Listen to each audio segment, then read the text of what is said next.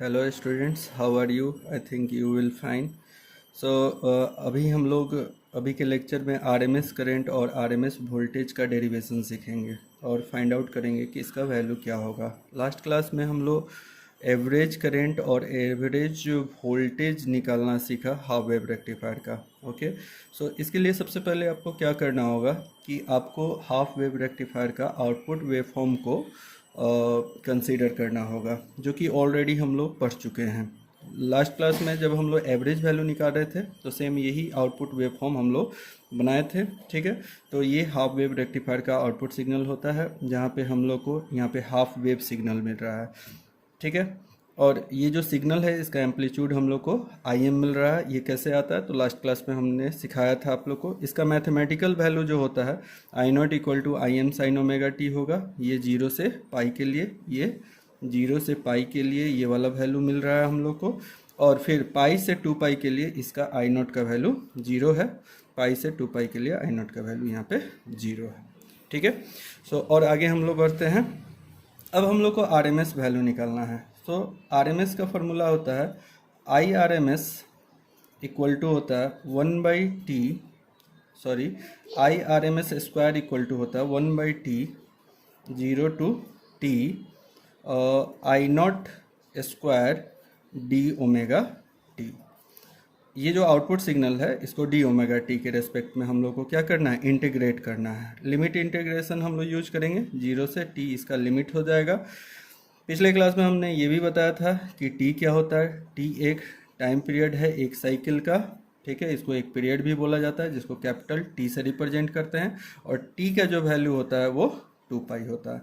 अब हम लोग यहाँ पे टी का वैल्यू पुट करेंगे तो ये वैल्यू आ जाएगा 1/2 पाई इंटीग्रेशन, फिर से यहाँ पे टी है तो यहाँ पे 2 पाई आ जाएगा। और I0 का वैल्यू देखो, I0 का वैल्यू हम लोग एक्चुअली अभी यहीं पे रहने देते हैं, I0 square d omega T.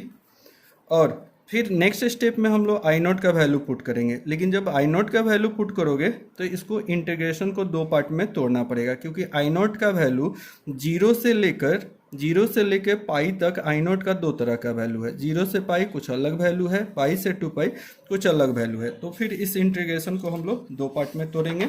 ठीक है, अब यहाँ पे देखोगे कैसे तोड़ेंगे तो 1/2 पाई कर लेंगे। और इसका जो इंटीग्रेशन होगा, एक इंटीग्रेशन करेंगे 0 से पाई तक का, और इसमें हम लोग वैल्यू लिखेंगे। 0 से पाई तक का वैल्यू क्या होता है, 0 से पाई तक वैल्यू होता है I0 का IM साइन ओमेगा टी। तो I0 के यहाँ पे वैल्यू पुट करेंगे हम लोग IM sine omega T, IM sine omega t d omega t.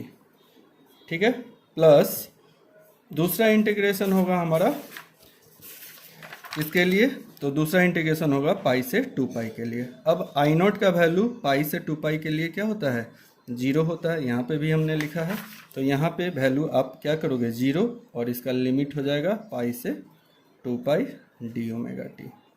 आई बात समझ में? ठीक है, अब कुछ नहीं करना, बस इसको इंटीग्रेट कर लेना है। ये तो वैल्यू 0 है तो इसको हटा दो, यहाँ से शुरू करो 1/2 पाई, इसको अलग से इंटीग्रेशन को लिख लो, 0 से पाई हो जाएगा। और ये सॉरी, यहाँ पे एक चीज़ और लिखना मैं भूल गया था, I0 स्क्वायर है, तो ये जो वैल्यू हम लोगों ने पुट किया इसका ओवरऑल स्क्वायर होगा। ठीक है, जब होल स्क्वायर होगा तो इस वैल्यू को लिखोगे IM square sine square omega t d omega t. आई बात समझ में? अगर नहीं समझ में आया तो वीडियो को रिप्ले करके देख लोगे। चलो और आगे चलते हैं। यहाँ पे IM जो है कांस्टेंट है और IM स्क्वायर के फॉर्म में है, तो इसको बाहर निकाल लोगे, IM स्क्वायर बाई 2 पाई हो जाएगा। और इधर बचेगा क्या इंटीग्रेशन में, उसको अलग से लिख लो। इधर बचा तुम्हारा 0 से पाई, इंटीग्रेशन हो गया, साइन स्क्वायर ओमेगा टी बच गया, और डी ओमेगा टी के रिस्पेक्ट में इसको इंटीग्रेट करना है। अब इसका इंटीग्रेशन अगर आता है तो ठीक है, नहीं तो मैं बता देता हूँ इसका इंटीग्रेशन कैसे होता है। IM square by 2 pi as usual, ये तो ऐसे ही रहेगा। इसको 2 पार्ट में तोड़ो, 0 से पाई, साइन स्क्वायर को 2 पार्ट में तोड़ोगे तो 1 minus cos 2 omega T divided by 2 आ जाएगा डी ओमेगा टी। अभी हमने इंटीग्रेशन नहीं किया, सिंपली इसको हम लोगों ने फार्मूला पे तोड़ दिया। साइन ओमेगा टी का ये फार्मूला होता है, ठीक है। थोड़ा बहुत इंटीग्रेशन आना चाहिए आपको। तो यहाँ से 2 वापस ये कांस्टेंट है, इसको बाहर निकालोगे तो ये वैल्यू हो जाएगा आई एम स्क्वायर, 2 यहाँ पे आएगा, मल्टीप्लाई हो जाएगा तो ये 4 पाई हो जाएगा। अब इंटीग्रेशन में बचा क्या, तो उसको वापस लिख लो, 1 माइनस कॉस 2 ओमेगा टी बच गया, और इसको इंटीग्रेट करोगे डी ओमेगा टी में। आया बात समझ में? नहीं समझ में आया तो कोई बात नहीं, ये मेरा स्टाइल है ना। चलो कोई बात नहीं, आगे आते हैं। यहाँ से आई एम स्क्वायर बाई 4 पाई, और इसको इंटीग्रेट करो, ठीक है। तो 1 का इंटीग्रेशन करोगे ओमेगा टी के रेस्पेक्ट में, तो ये ओमेगा टी ही हो जाएगा। 1 का integration minus cos 2 omega t का इंटीग्रेशन करोगे with respect to omega t, तो ये आ जाएगा साइन 2 ओमेगा टी बाई 2। आया समझ में? नहीं समझ में आया तो कोई बात नहीं, चलो आगे बढ़ते चलेंगे। तो ये आ गया साइन 2 ओमेगा टी बाई 2, और इसका लिमिट इसका इंटीग्रेशन का लिमिट पुट कर दोगे 0 से पाई। और आगे बढ़ते हैं। अब कुछ नहीं करना है, यहाँ पे ओमेगा टी का हर जगह पे वैल्यू पुट करना है, यहाँ पे भी वैल्यू पुट करना है। एक बार पाई पुट करेंगे, 0 पुट करेंगे, फिर यहाँ पे भी ओमेगा टी है, पाई और 0 पुट करेंगे। तो इसको सॉल्व करो, आई एम स्क्वायर बाई 4 पाई आ जाएगा, ठीक है। ओमेगा टी का वैल्यू पाई माइनस दूसरा लिमिट पुट करोगे 0, तो ये ऐसे आ जाएगा। और ये वाला जो वैल्यू है ये आने वाला है साइन 2 ओमेगा टी के बदले pi divided by 2 minus sine 2 into 0। Omega t का वैल्यू यहाँ पे 0 पुट करोगे, ओमेगा टी का वैल्यू यहाँ पे 0 पुट करोगे, तो 2 इंटू 0 कितना हो जाएगा, 0 डिवाइडेड बाई 2। आ रहा है समझ में? ठीक है, सिंपल इंटीग्रेशन है, कोई बहुत बड़ा इशू नहीं है। अब इसको और सॉल्व करो, तो ये वैल्यू आएगा आई M square by 4 pi into, अब देखो यहाँ पे पाई माइनस 0 पाई हो जाएगा, और ये वाला जो सेक्शन है ये पूरा का पूरा 0 हो रहा है। कैसे 0 हो रहा है, तो साइन 2 पाई का वैल्यू 0 होता है, 0/2 0 हो जाएगा, साइन 0 का वैल्यू 0 होता है, तो ये पूरा सेक्शन आपका क्या हो गया, 0। आया समझ में? तो यहाँ से बच गया आई एम स्क्वायर बाई 4 पाई, पाई पाई यहाँ पे कैंसिल हो जाएगा, तो आपको मिलेगा आई एम स्क्वायर बाई 4। ठीक है, पेज खत्म हो गया, एक नया पेज ले लेते हैं।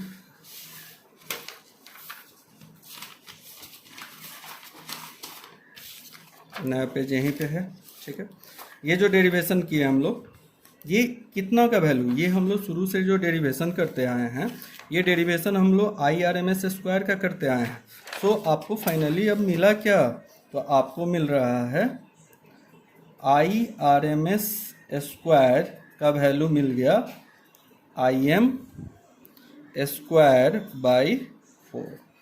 अब यहाँ से स्क्वायर हटाओ, तो I R M S equal to, इतना तो कर ही सकते हो है ना कोई बात नहीं, चलो हम ही कर देते हैं। I R M S equal to root under I M square by 4। कहोगे कि क्या सर दम बच्चा वाला पढ़ा रहे हैं, कोई नहीं, चलो करना पड़ता है। तो यहाँ से रूट में आ गया आई एम स्क्वायर बाई 4, तो ये आ जाएगा आई एम बाई 2। क्लियर है? 1/2 का वैल्यू कितना हो जाएगा, 0.5 आई एम, ये आ गया आर एम एस का वैल्यू। ठीक है, सो आर एम एस का वैल्यू आया 0.4 आई एम। इसका मतलब ये भी है कि आर एम एस का वैल्यू जो होता है, जो आपका मैक्सिमम एम्पलीट्यूड है करंट का, उसका 0.5 टाइम्स है। It means what, the value of R M S, the value of R M S is equal to 0.5 times of I M. ठीक है, जैसे मान लो ये आपका हाफ वेव रेक्टिफायर का आउटपुट करंट का सिग्नल हो गया, वेवफॉर्म हो गया। यहाँ पे आपका वैल्यू, मैक्सिमम करंट का वैल्यू सपोज करो कि 10 मिली एम्पियर है। कितना मिली एम्पियर है, 10 मिली एम्पियर। और आपसे किसी ने पूछ लिया कि भैया इसका आप जो है RMS वैल्यू बता दोगे? RMS इसका वैल्यू बता दोगे? मैक्सिमम एम्पलीट्यूड अगर पता है इस सिग्नल का तो RMS वैल्यू बता दोगे? हाँ बता सकते हो। IM का वैल्यू कितना मिल गया यहाँ पे? IM का वैल्यू हो गया 10 मिली एम्पियर। सो IRMS का वैल्यू आप निकाल सकते हो। कितना लिखोगे? 0.5 इंटू IM का वैल्यू कितना? 10 मिली एम्पियर। इसको सॉल्व कर लेना, है ना? यही मिली एम्पियर में आंसर हो जाएगा। ठीक है, तो ये अभी हम लोग डेरिवेशन किए IRMS के लिए। अब हम लोग को VRMS भी निकालना होता है। VRMS बोलने का मतलब ये है कि आपको RMS वोल्टेज निकालना है। RMS वोल्टेज, ठीक है। RMS वोल्टेज कैसे निकालोगे? तो सेम यही प्रोसेस होगा, ठीक है। आप सिमिलरली करके इसको लिख लो, सिमिलरली करके लिखोगे तो VRMS इक्वल टू हो जाएगा 0.5 VM। VM क्या है भाई? तो आउटपुट जो वोल्टेज है, आउटपुट वोल्टेज का वेव फॉर्म ये है हाफ वेव रेक्टिफायर का। इसका जो मैक्सिमम एम्पलीट्यूड होता है वो VM होता है। आई बात समझ में? ये 2 पाई 3 पाई, ये मैक्सिमम एम्पलीट्यूड कितना? VM, यही मैक्सिमम एम्पलीट्यूड है। सो यहाँ पे हम लिख देते हैं where VM equal to maximum amplitude of output waveform, output waveform या सिग्नल, ठीक है। इससे कंपटीशन में भी कुछ क्वेश्चन पूछा जाता है। सो आप देख लोगे, इस तरह का अगर न्यूमेरिकल पूछता है तो आप कर सकते हो, ठीक है। चलो अब हमारा नेक्स्ट टॉपिक है, नेक्स्ट टॉपिक अभी हम लोग करेंगे फॉर्म फैक्टर, ठीक है। फॉर्म फैक्टर, सो इसका ऑलरेडी हमने यहाँ पे नोट्स तैयार करके रखा है थोड़ा टाइम बचाने के लिए। तो फॉर्म फैक्टर जो होता है एक रेशियो होता है, हमने यहाँ पे लिखा भी है, it is the ratio of RMS value to average value of either current और वोल्टेज। मतलब क्या है? फॉर्म फैक्टर को KF से रिप्रेजेंट करते हैं। KF जो होता है RMS और एवरेज का रेशियो है। फैक्टर का मतलब ही होता है रेशियो। फॉर्म फैक्टर, फैक्टर का मतलब क्या होता है? रेशियो। आई बात समझ में? तो यहाँ पे ये रेशियो किस किस वैल्यू का रेशियो है? तो RMS या एवरेज, RMS और एवरेज का। अब ये करंट का भी रेशियो हो सकता था या फिर वोल्टेज का भी रेशियो हो सकता है, इसीलिए मैंने यहाँ पे लिखा आइदर करंट और वोल्टेज। अगर मान लो वोल्टेज के फॉर्म में लिखते तो KF का वैल्यू क्या लिखते? बोलो, VRMS divided by V average, ठीक है। बात बराबर है, चाहे करंट के फॉर्म में निकालो या फिर वोल्टेज के फॉर्म में निकालो, इसका वैल्यू सेम ही आता है। और अब ये इसके आगे चलेंगे।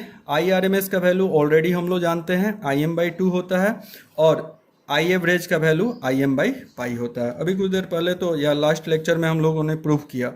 RMS वैल्यू तो अभी जस्ट हम लोग प्रूफ किए हैं IM/2, तो वहाँ से देख लोगे। और पिछले लेक्चर में हम लोगों ने प्रूफ किया था एवरेज वैल्यू IM/पाई। इन दोनों वैल्यू को यहाँ से पुट किए, इसको सॉल्व करोगे, IM कैंसिल आउट हो जाएगा, तो ये बचेगा पाई/2। पाई/2 का वैल्यू होता है 1.75। ये इसका कोई यूनिट नहीं होगा, ये एक यूनिट लेस क्वांटिटी है। ऑब्वियसली करंट का रेशियो है तो करंट तो एम्पियर कैंसिल हो जाएगा, तो इसका कोई यूनिट नहीं होता है। तो ये कांस्टेंट वैल्यू भी है, इसको हम लोग कांस्टेंट भी बोलते हैं।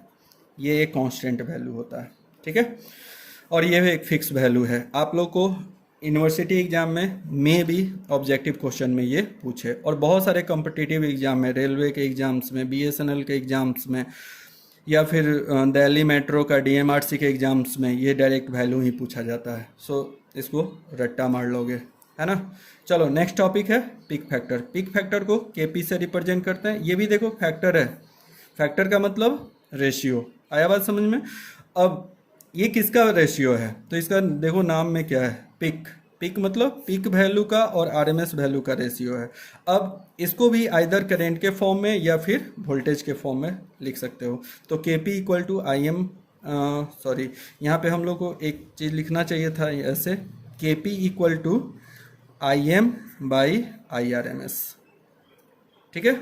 आई एम का वैल्यू तो आई एम ही रहेगा, ये तो मैक्सिमम एम्पलीट्यूड वैल्यू है, but I R M S का वैल्यू होता है आई एम बाई टू।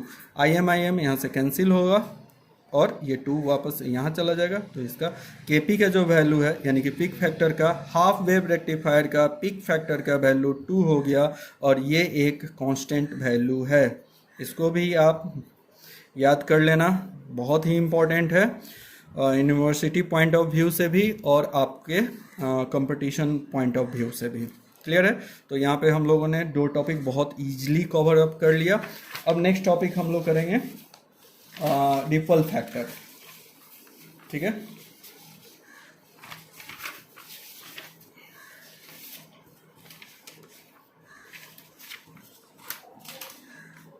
चलो अगले वीडियो में मिलते हैं रिपल फैक्टर और एफिशिएंसी के साथ।